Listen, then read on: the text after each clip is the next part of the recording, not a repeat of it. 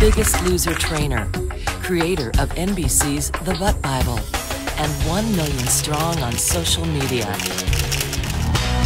I'm Pauline Nordin, founder of Fright. Stretching, is that something you have to do? For me, it's necessary because I would not be able to do the depth in squats that I think is needed if I didn't stretch. And stiff muscles might be more prone to compensate, and you start to maybe limping a little because you have tight hamstrings.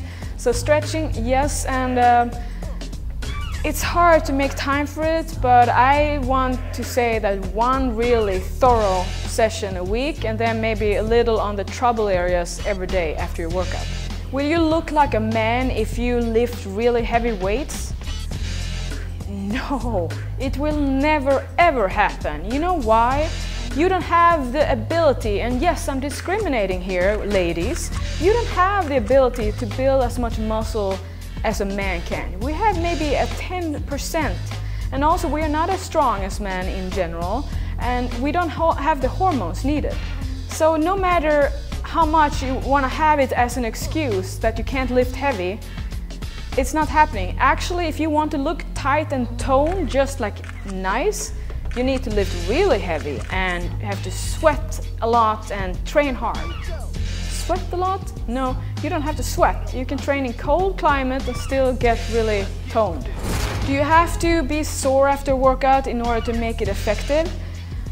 No, you don't have to do that, because if you, for instance, don't train for 4 months and you go to the gym and you do the Butt Bible, you're gonna be really sore. Does that mean that you're gonna get a better result from that than if you train 3 times a week for a year? No. So soreness is an indicator that you did something to your body that it wasn't expecting, and that's good for getting stronger and build muscle. But it won't happen every day, and especially if you've been training as long as I have for 16 years now, I can't get sore every time because my muscles have, they know everything coming. So I have to shock them really good, and I don't have the energy to do that every time. And then I get overtrained. How do you get over stage fright when you're competing? Well, the thing is that you have to practice. So you have to practice on your family, your friends, to actually walk in front of them in a bikini. Yes, you have to do that because you're gonna do it in front of a lot of people after. And also cameras. iPhones, just start on being talk in front of the camera like I do now. And remind yourself that what's the worst thing that can happen? Is it that you're gonna slip or say something very embarrassing?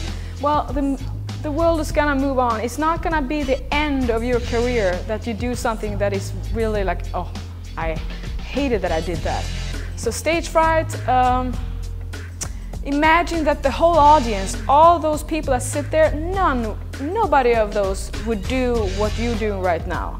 So try to think about that you're tougher than them and show them your guns.